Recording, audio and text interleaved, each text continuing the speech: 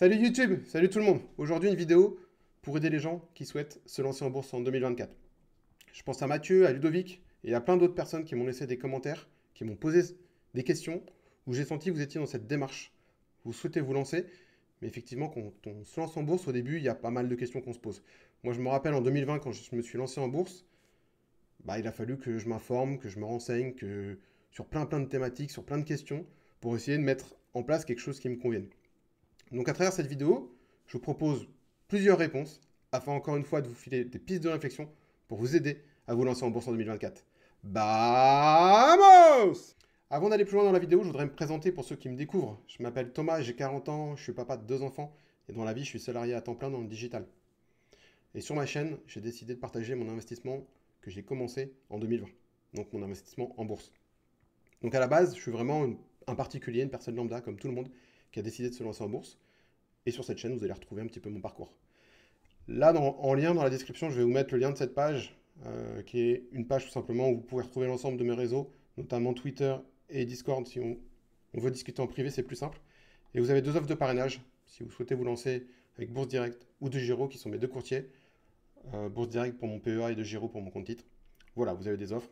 30 € offerts sur Bourse Direct et 110 € de frais de courtage offerts sur DeGiro. Et bien sûr, n'hésitez pas à liker la vidéo, à vous abonner à la chaîne et à participer dans les commentaires.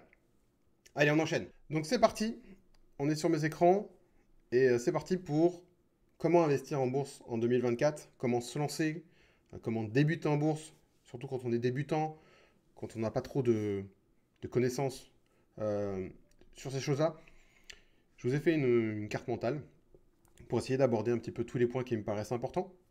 Pour moi, le point le plus important et la chose que vous devez mettre en place, c'est un investissement qui vous convient. J'aurais presque pu le mettre dans une couleur bien pétante, parce qu'en fait, si vous mettez quelque chose en place qui ne vous convient pas, vous n'allez pas réussir à tenir sur le long terme. C'est très important d'avoir ça à l'esprit. Si on a un investissement qui n'est pas en phase avec notre psychologie, avec nos émotions, avec notre état d'esprit, avec nos projets, à un moment donné, vous allez un petit peu dévier. Et je pense que vous allez peut-être, au quotidien, ça va être difficile à vivre pour vous. Donc, vraiment, le but, à travers les réponses que je vais essayer d'apporter dans cette vidéo, c'est d'essayer de trouver l'investissement qui vous convient et de pouvoir le mettre en place. Donc la première chose que je vais aborder dans cette vidéo, c'est effectivement, on va dire, un peu l'état d'esprit, la psychologie, les émotions. Il faut un petit peu se connaître, il faut prendre son temps surtout. Prendre son temps, c'est super important parce que les marchés financiers ils existent depuis très longtemps, ils existeront encore pendant très longtemps.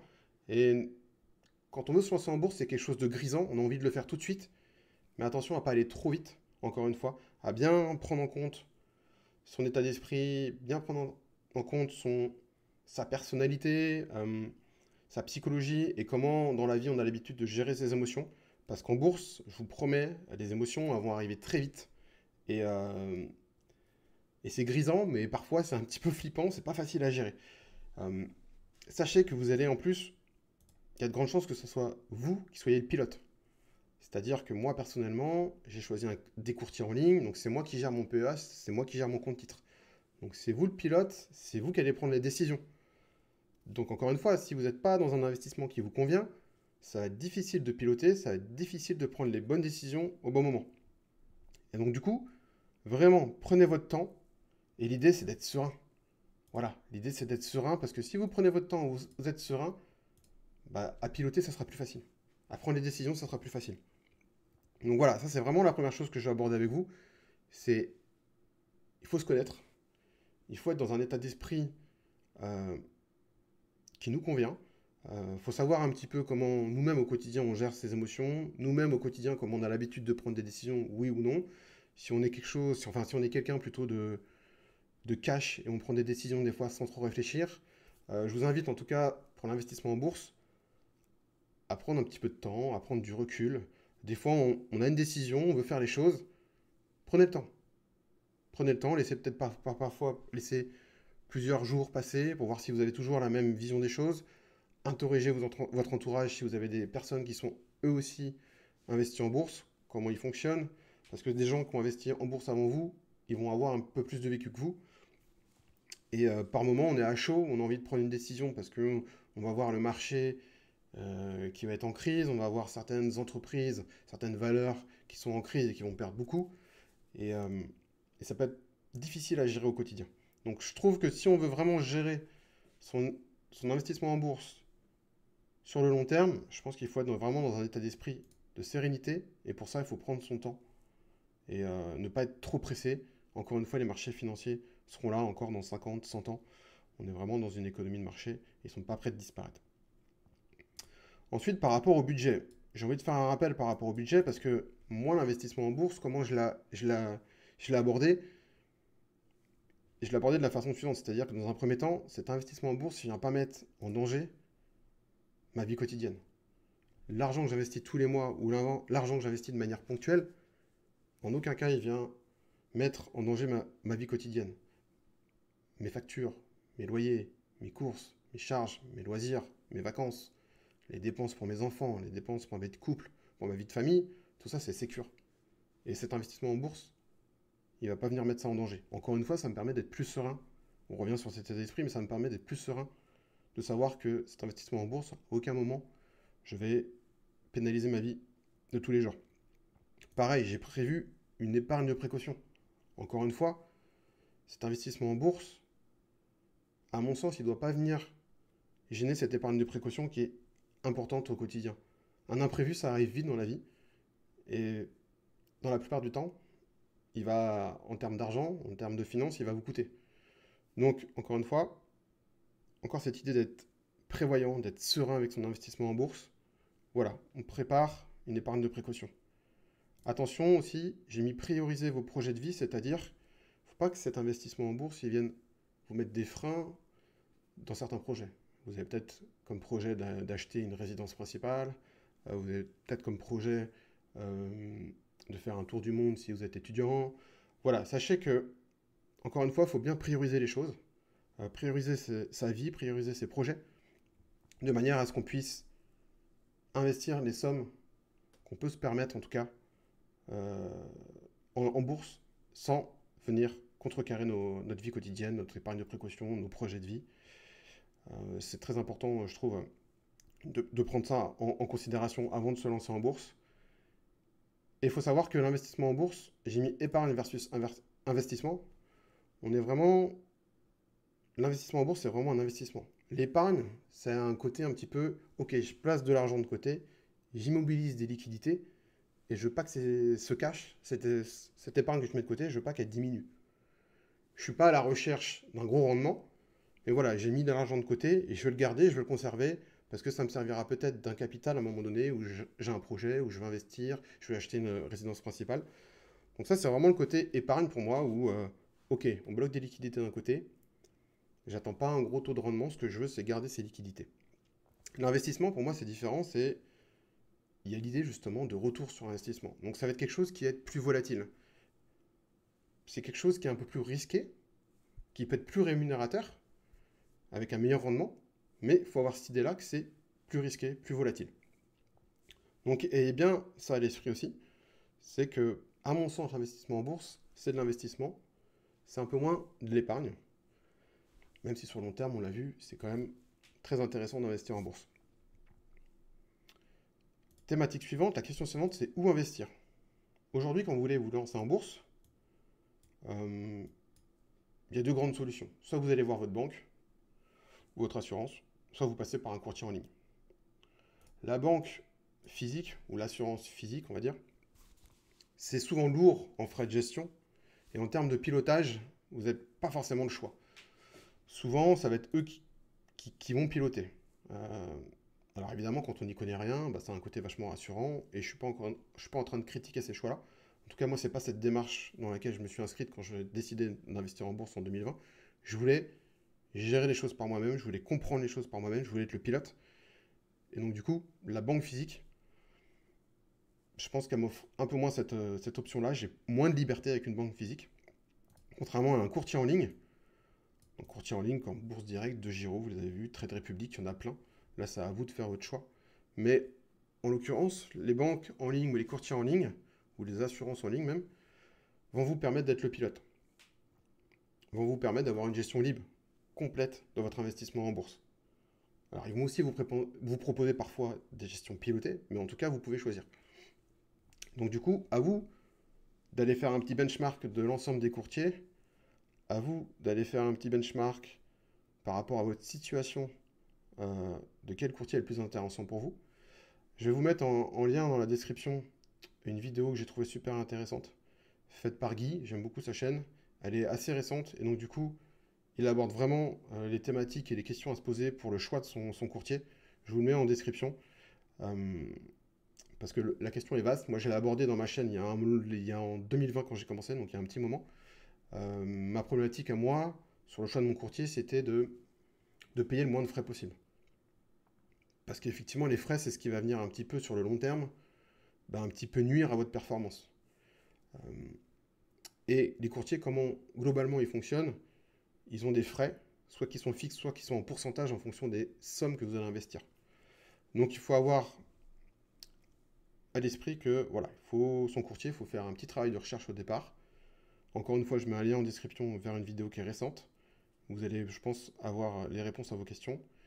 Et voilà, pour moi, les frais étaient les plus importants. L'interface graphique, je m'en foutais un petit peu. Moi, j'ai gardé mes courtiers historiques, c'est-à-dire que j'ai commencé en 2020, Bourse Direct et DEGIRO étaient les meilleurs d'un point de vue frais. Aujourd'hui, je pense à Trade Republic et à plein d'autres qui sont peut-être plus performants.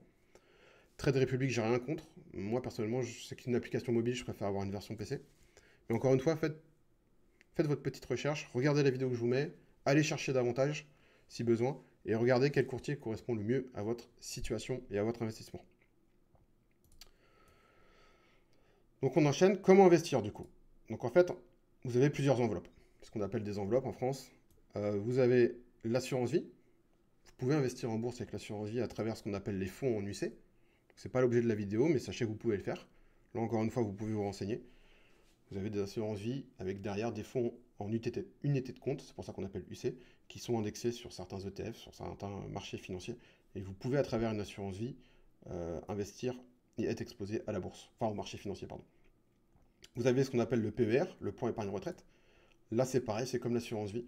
Ils vont avoir des fonds en UC qui sont exposés au marché financier.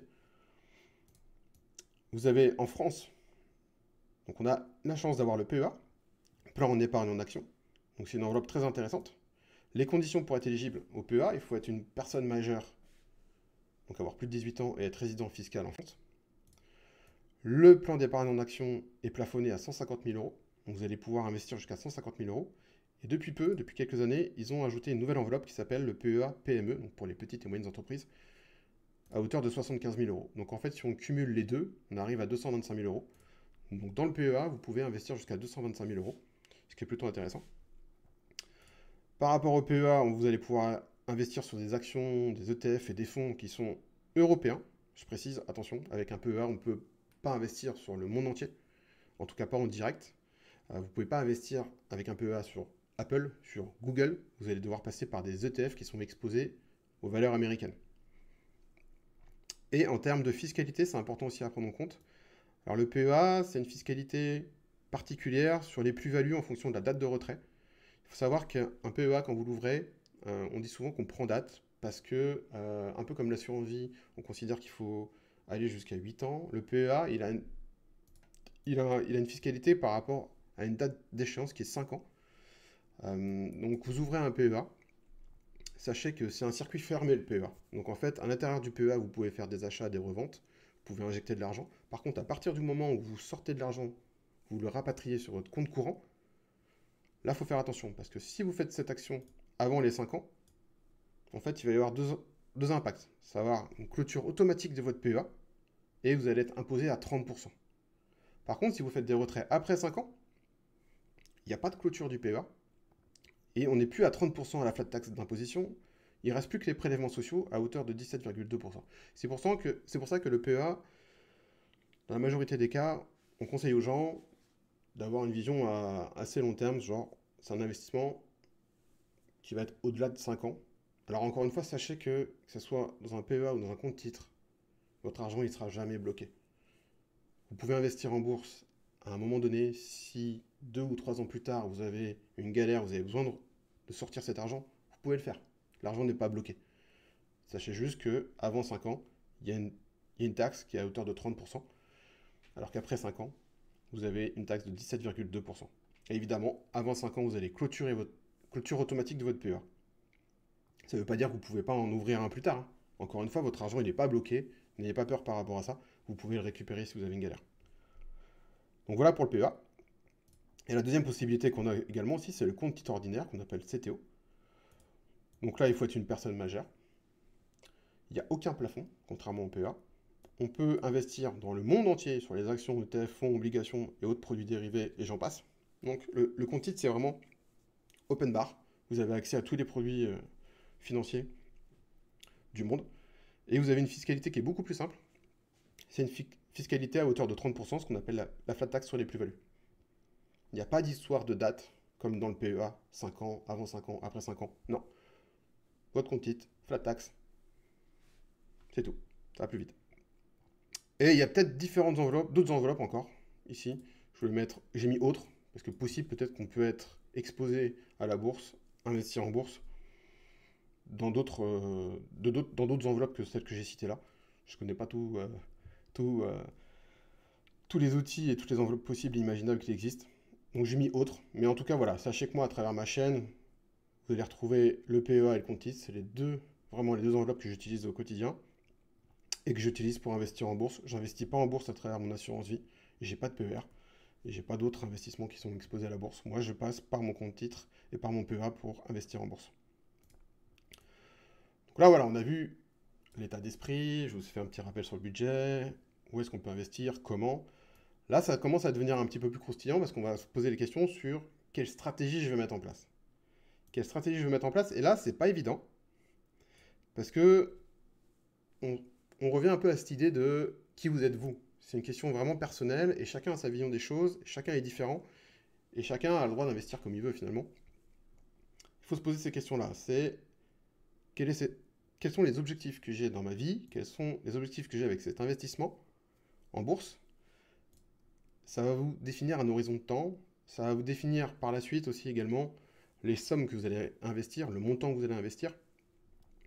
Euh, et c'est important de le faire. Voilà. Si vous avez pour objectif, je ne sais pas, je vais prendre un exemple, vous avez touché de l'argent suite à un héritage, vous touchez 50 000 euros, vous voulez les investir, vous dites ok, je les investis en bourse, mais j'ai pour objectif, dans 2-3 ans, d'acheter une résidence principale avec mon conjoint. Peut-être que vous allez plus vous tourner vers un compte titre plutôt que de vous tourner vers un PEA. Peut-être que vous allez chercher un peu plus de performance et vouloir être investi sur des actions, on va dire, américaines. Donc voilà, il faut se poser plein de questions par rapport à ces objectifs, par rapport à ces projets, par rapport aux sommes qu'on va investir. Par rapport là également, encore une fois, on revient à cette idée de, il faut se connaître un petit peu, quel est votre profil de risque. Donc ça, c'est, est-ce que vous êtes plutôt riscophobe ou riscophile, je ne sais pas si ça se dit, mais attention, si vous êtes quelqu'un d'assez prudent dans la vie, vous n'aimez pas trop le risque, c'est important de comprendre que vous pouvez investir en bourse, qu'il y a des actifs qui sont, entre guillemets, moins volatiles que les autres, si je peux dire, et qui sont un petit peu, entre guillemets, un peu moins risqués, si on peut dire des choses comme ça. Pareil, quel est le temps que vous voulez allouer à cet investissement en bourse? Si vous me dites que vous avez une vie très chargée, vous n'avez pas le temps, vous avez envie de vous poser peut-être 1 heure par semaine, une demi-journée par mois, ça va pas être la même chose que si vous avez envie d'y être tous les jours ou plusieurs fois par semaine. Donc ça, c'est bien à prendre en compte. Vos connaissances aussi également. Est-ce que vous partez de zéro? C'est-à-dire que la bourse pour vous, c'est un tableau blanc, une feuille blanche presque. Ou est-ce que vous avez déjà des connaissances? Donc voilà, avant de pouvoir mettre une stratégie en place, je pense qu'il faut répondre à ces questions-là. Et naturellement, en répondant à ces questions-là, ça va vous dessiner déjà, comment dire, des actifs vers lesquels se tourner. Vous êtes une personne qui n'a pas beaucoup de temps, pas beaucoup de connaissances, et, et vous n'êtes pas très, on va dire, à l'aise avec le risque, naturellement, j'ai envie de vous dire, un actif comme les ETF vous conviendra mieux qu'un actif comme les actions. Les ETF, vous allez être exposé à un panier de valeurs, vous êtes exposé plus à un marché, alors qu'une action, vous allez être exposé à une entreprise. Donc l'entreprise, toute seule, si vous n'avez pas le temps de la suivre au quotidien, de suivre ses performances, de suivre ses résultats, peut-être qu'un jour, elle va publier une mauvaise news, une mauvaise actualité, des mauvais résultats, elle va perdre 20% en l'espace d'une semaine. Vous ne le saurez même pas, vous allez vous connecter et faire « Ouh, j'ai perdu 20%, j'ai pas compris, qu'est-ce qui s'est passé ?» Un marché, pour qu'il décale de 20%, c'est plus compliqué. Je veux dire, un marché, il y a plus de valeurs, on n'est pas dépendant d'une seule valeur. Donc voilà, il faut connaître un petit peu toutes ces idées-là pour pouvoir effectivement savoir vers quelle stratégie on va se tourner, vers quelle stratégie on va essayer de mettre, en tout cas au départ. Encore une fois, hein, là on parle de débutants, de gens qui se lancent. Évidemment que vous vous lancez en 2024, en 2025, en 2026, vous ne serez plus la même personne, vous serez certainement plus à l'aise avec certaines choses, avec certaines classes d'actifs plus que d'autres, et vos connaissances vont s'améliorer. Donc à partir du moment où vos connaissances s'améliorent, vous allez être plus serein pour aller sur peut-être des actifs qui sont un peu plus risqués. Donc voilà, il faut se poser ce genre de questions avant de mettre sa stratégie en place pour savoir quelle stratégie on va mettre en place. Et forcément, en se posant ces questions, on va dessiner un petit peu quel portefeuille on veut mettre en place. Donc quel type de portefeuille mettre en place? Je pense que pour répondre à cette question, il faut avoir à l'esprit qu'aujourd'hui, il y a quand même deux approches qui sont intéressantes à comprendre. C'est la gestion passive et la gestion active. Moi, la gestion passive, je la trouve super intéressante quand on débute, parce que c'est une gestion qui demande peu de temps et peu de connaissances, et qui diminue le risque. Donc la gestion passive, c'est ce qu'on appelle un peu l'approche DCA, pour Dollar Cost Average, en anglais. Et en fait, l'approche, elle est simple, c'est que vous allez investir à intervalles réguliers, tous les mois, tous les 2 mois ou tous les trimestres, la même somme d'argent sur les mêmes actifs. Ça, je trouve que ça se marie très bien avec les ETF.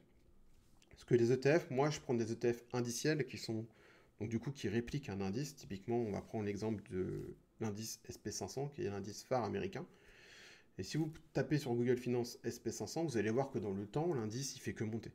Mais il monte de manière très intéressante.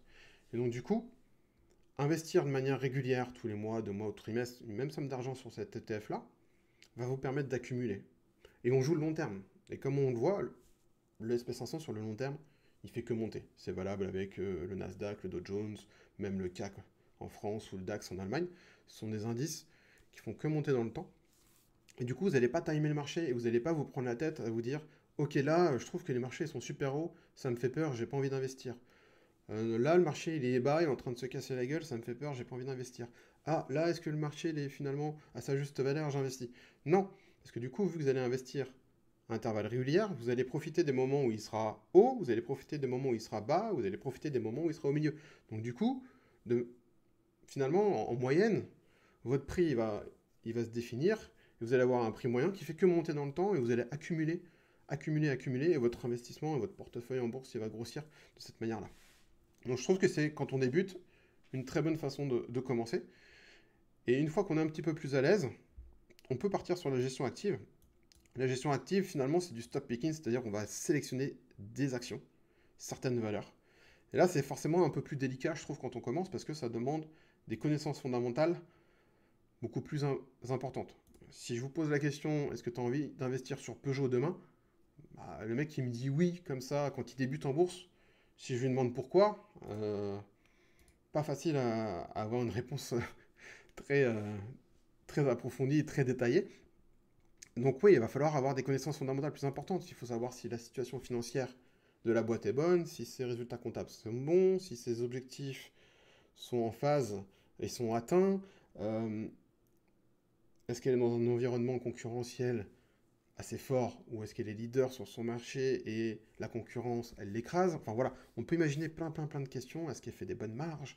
Euh, c'est franchement, c'est au départ, je trouve ça plus difficile à comprendre qu'un ETF où on est exposé à un indice qui a un panier de valeurs et on est exposé finalement à un marché. Alors que là, on est exposé, je trouve, à une entreprise quand on fait de l'action.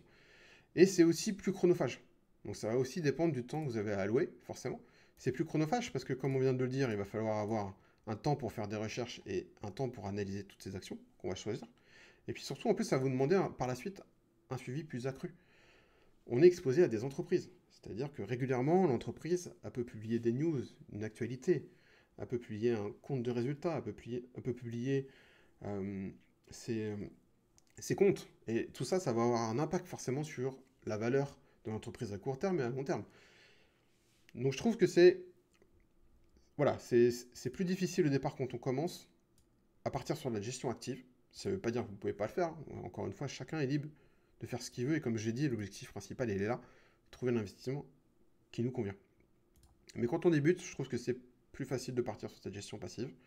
Et puis, au bout d'un certain temps, moi je le vois, j'ai commencé en 2020, aujourd'hui on est en 2024, j'ai beaucoup plus de connaissances, même si je ne suis pas tous les jours dessus, j'ai beaucoup plus de connaissances qu'il y a 4 ans, et je me sens beaucoup plus à l'aise, et je trouve que c'est beaucoup moins risqué aujourd'hui d'investir dans des actions qu'il y a 4 ans, quand on m'aurait posé la question, j'aurais été dit non, non, je veux un ETF, full ETF.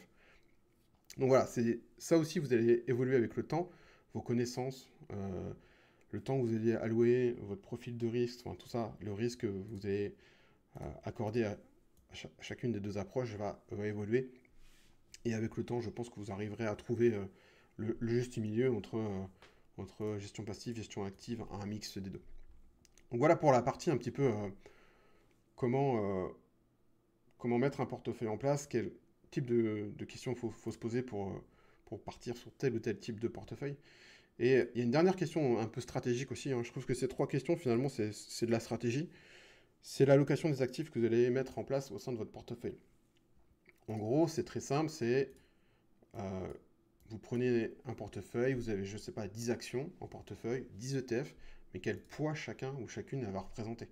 Il faut comprendre qu'effectivement, si on a une action qui représente 75% de notre portefeuille, on va dépendre beaucoup plus de l'évolution de cette action que des autres. Pareil, est-ce qu'on a un secteur qui prédomine dans notre répartition? Ou est-ce qu'on a plusieurs secteurs, voire tous les secteurs, répartis de manière égale ou pas? Encore une fois, ça dépend de vos convictions. Si vous avez envie d'investir sur des valeurs technologiques, sur des valeurs de luxe, et c'est tout, vous avez le droit. Il peut y avoir également une répartition géographique. On peut le voir à travers des actions et également à travers des ETF.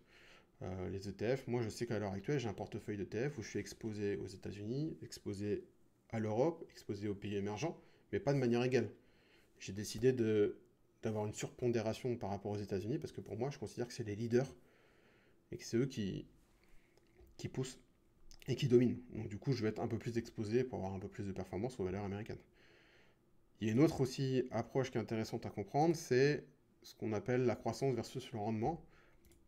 Vous allez souvent voir croissance, rendement, si vous documentez pas mal sur la bourse et sur votre investissement. La croissance, c'est souvent des valeurs de performance. Et le rendement, c'est souvent, comment dire, c'est souvent connecté de dividendes. Vous prenez un exemple Total, qui est une valeur très connue en France.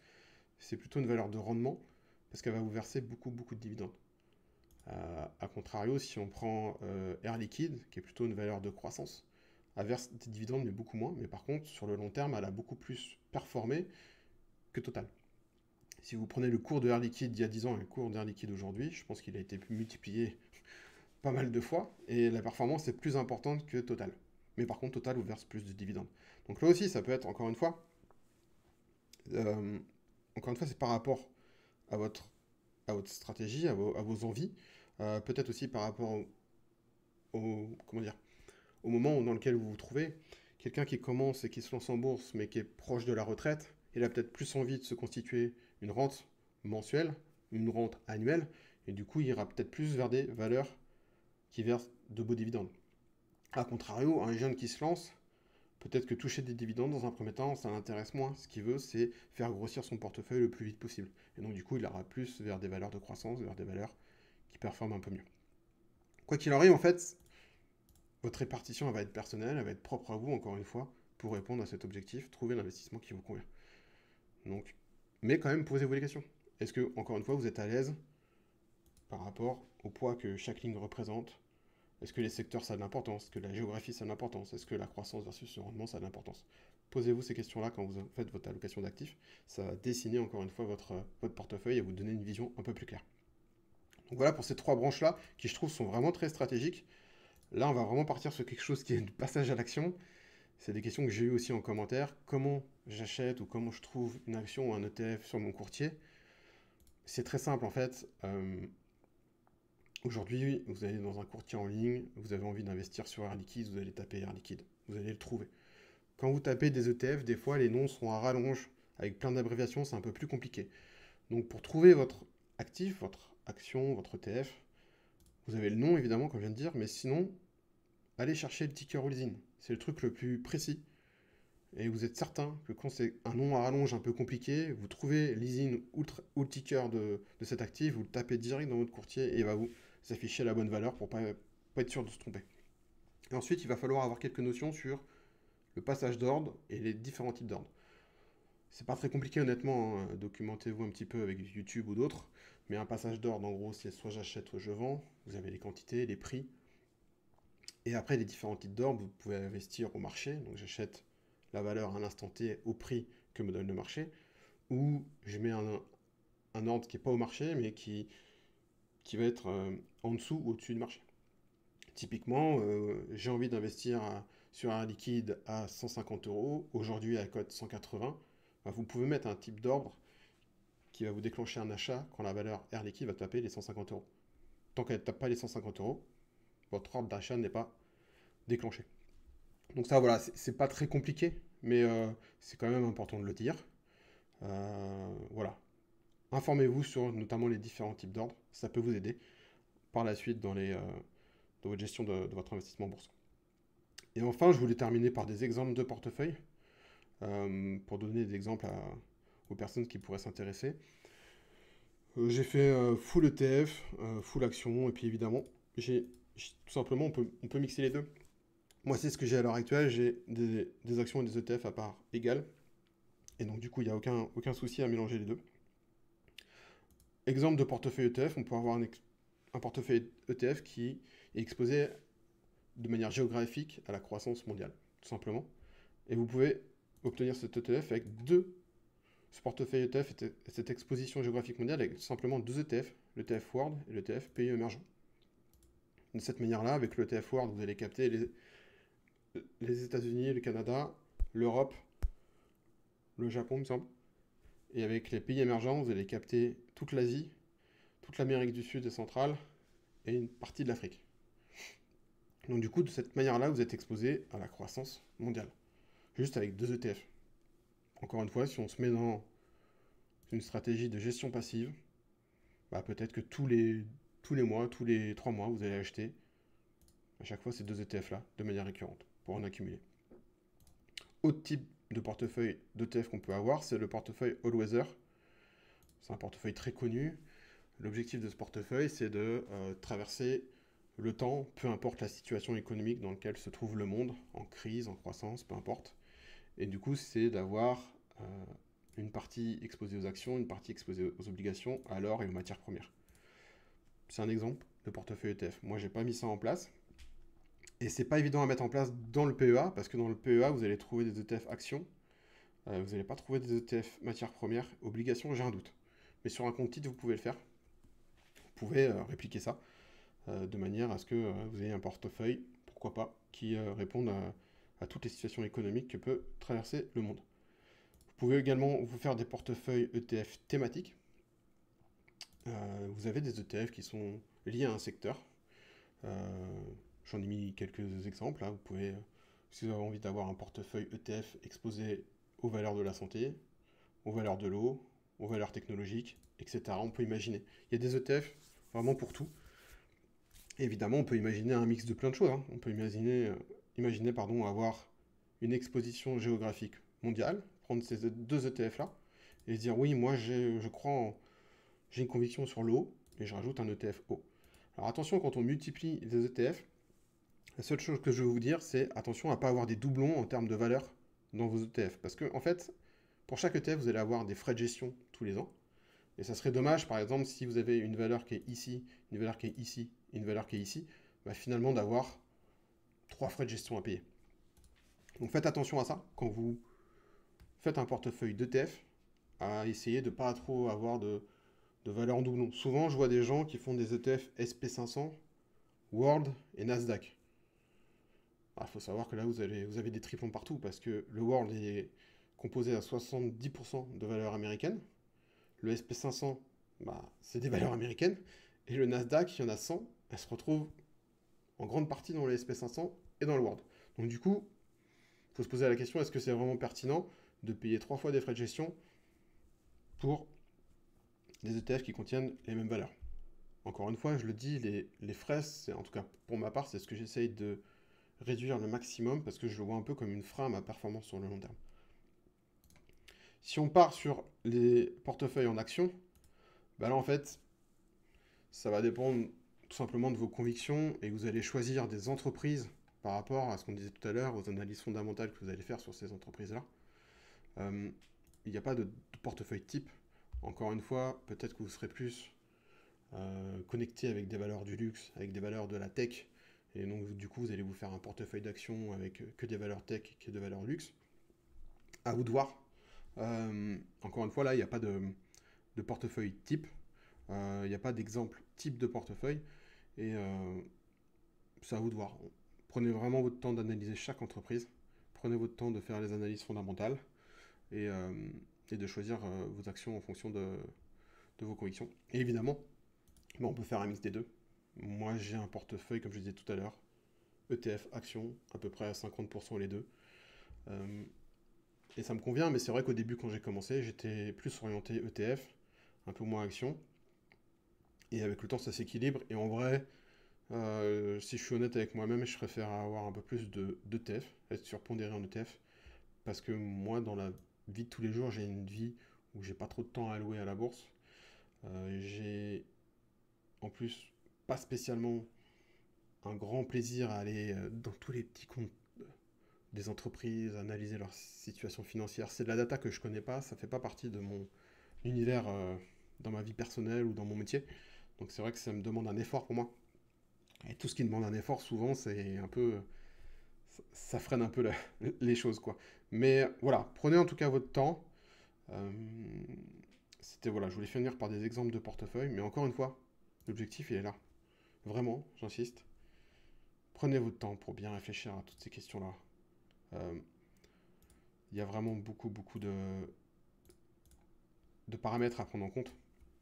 Et l'idée, c'est de voilà, trouver l'investissement qui vous convient. Et vous allez évoluer dans le temps. Vous allez vraiment évoluer dans le temps. Donc, même si au début, vous portez sur quelque chose de très simple, faut pas en avoir honte. Faut pas se sentir jugé. Faut pas se dire ah, j'investis comme un débutant. On s'en fout. L'objectif, c'est que votre investissement sur le long terme, bah, il monte, il perf. Et ce que les autres en pensent, on s'en fout. Et peut-être que naturellement, dans le temps, bah, vous irez peut-être un peu plus sur de la gestion active, ou pas. Donc, encore une fois, menez l'investissement que vous avez envie de mener, et trouvez l'investissement qui vous convient. Voilà, j'espère avoir aidé les gens qui sont dans cette démarche de se lancer en bourse en 2024. J'espère qu'à travers ma vidéo, je vous ai filé des pistes de réflexion, j'ai répondu à certaines questions que vous vous posez. Si ce n'est pas le cas, n'hésitez pas à poser masse de questions dans les commentaires. Et justement, je voulais terminer avec ma page personnelle où vous trouvez aussi également mes autres réseaux sociaux. Je mettrai le lien en description. Et Twitter et Discord, c'est vraiment cool pour échanger en face à face. Et Discord, on peut même s'appeler. C'est vrai que quand vous me posez des questions à travers les commentaires, des fois, c'est pas évident de vous faire une réponse archi précise et voire même qui fait sens, parce que j'ai besoin d'en savoir plus pour vous apporter une bonne réponse. Et parfois, je vous invite à me contacter sur Discord. Et c'est vraiment un outil super cool pour échanger. D'autant plus que vous, ça vous évite d'avoir à divulguer votre vie personnelle à travers des commentaires sur YouTube aussi également. Donc voilà, c'est aussi une façon de communiquer ensemble. Évidemment, n'hésitez pas à liker la vidéo, à la partager, à vous abonner à la chaîne. Ça m'encourage, ça donne de la visibilité à ma chaîne Papa Investi. Et pour finir, voilà, n'hésitez pas, sur cette page, vous retrouverez aussi 2 offres de parrainage. Attention, ce sont des frais de courtage offerts, hein. Ce ne sont pas des sommes d'argent qu'on vous verse sur le compte à l'ouverture de votre compte, mais c'est toujours ça. Les frais, je l'ai dit dans ma vidéo plusieurs fois, c'est un peu le frein à la performance. Donc là, vous avez quand même des frais qui vous sont offerts sur Bourse Direct ou de Giro, deux plateformes que j'utilise au quotidien. Donc en plus, si vous vous inscrivez sur ces plateformes, je pourrais également vous aider par la suite. Donc voilà, n'hésitez pas. Je vous dis à très vite sur une prochaine vidéo. Portez-vous bien. C'était Papa Investi. Vamos!